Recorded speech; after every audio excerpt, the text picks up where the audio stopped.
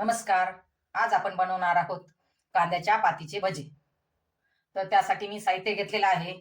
एक जुडी कांद्याची पात घेतलेली आहे, कोथिंबीर घेतलेली आहे आणि 5-6 हिरव्या मिरच्या घेतलेल्या आहेत. कांद्याची पात, कोथिंबीर आणि हिरव्या मिरच्या ह्या मी मिठाच्या पाण्यात स्वच्छ धुवून घेतलेल्या आहेत.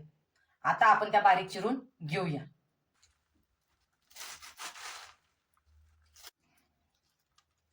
अशी कांद्याच्या पातीला बारीक चिरून घ्यायची. आपली ही कांद्याची पात बारीक चिरून झालेली आहे. आता आपण कोथिंबीर आणि हिरव्या मिरच्याही चिरून घेणार आहोत. आपली कोथिंबीर आणि हिरव्या मिरच्याही बारीक चिरून झालेल्या आहेत. आता आपण ही कांद्याच्या पातीमध्ये मिसळणार आहोत. ही बारीक चिरलेली कोथिंबीर आणि ह्या हिरव्या मिरच्या. आता ह्याच्यामध्ये मी मसाल्याच्या चमच्याच्या मापाने 1 चमचा जिरे, त्याच चमच्याच्या मापाने ओवा, चवीनुसार मीठ, त्याच्यानंतर हे अर्ध लिंबू मी त्याच्यामध्ये पिळणार आहे. आता ह्याच्यामध्ये मी बेसन पीठ मिसळणार आहे. आपल्याला जसं लागेल तसंच बेसन पीठ त्याच्यामध्ये ऍड करायचं. या भज्यामध्ये 1 थेंबही पाणी वापरायचं नाही. जसं लागलं तसं आपण त्याच्यामध्ये बेसन पीठ ऍड करणार आहोत. कमी वेळात झटपट तयार होणारे हे भजे आहेत. त्याला आणखीन बेसन पीठ लागणार आहे. जेवढं आपल्याला बेसन पीठ लागत तेवढं त्याच्यामध्ये ऍड करायचं. त्याच्यामध्ये 1 थेंबही पाणी टाकायचं नाही. पुन्हा परत आपण त्याला मिसळून घेऊ. तुम्ही पाहू शकता आपलं हे पीठ आता व्यवस्थित मिसळून झालेलं आहे. आता आपण ह्या पिठाला 10 मिनिटं रेस्टसाठी झाकून ठेवूया.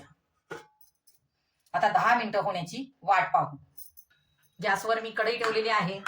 तेल गरम होईपर्यंत आपण जे भज्याचं पीठ ठेवलं होतं 10 मिनिटं रेस्टसाठी, आता आपण हे पीठ एकदा व्यवस्थित मिसळून घेऊ. आता आपण हे पीठ व्यवस्थित मिसळून घेतलेलं आहे.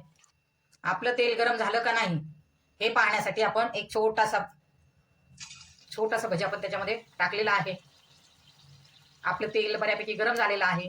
तर आता आपण राहिलेले भजेही याच पद्धतीने ह्याच्यामध्ये छोटे छोटे भजे टाक.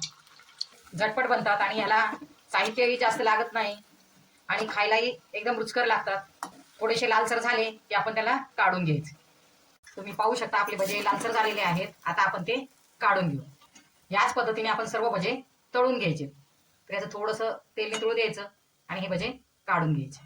याच पद्धतीने आपण पुढचेही भजे तळून घ्यायचे. राहिलेले जे भजे आहेत आपले ते सर्व तळून घ्यायचे. हे जे आपण कांद्याच्या पातीचे भजे बनवलेले आहेत त्याच्यामध्ये 1 थेंबही आपण पाणी वापरलेलं नाही आणि कमी साहित्यामध्ये हे भजे बनवलेले आहेत.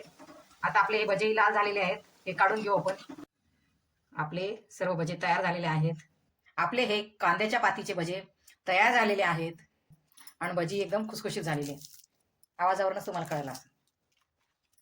एकदम खुसखुशीत होतात हे भजे आणि चवीलाही खूप छान लागतात. तुमच्या घरातील लहान थोर सर्व मंडळींना ते आवडतील. खूप छान झालेला आहे.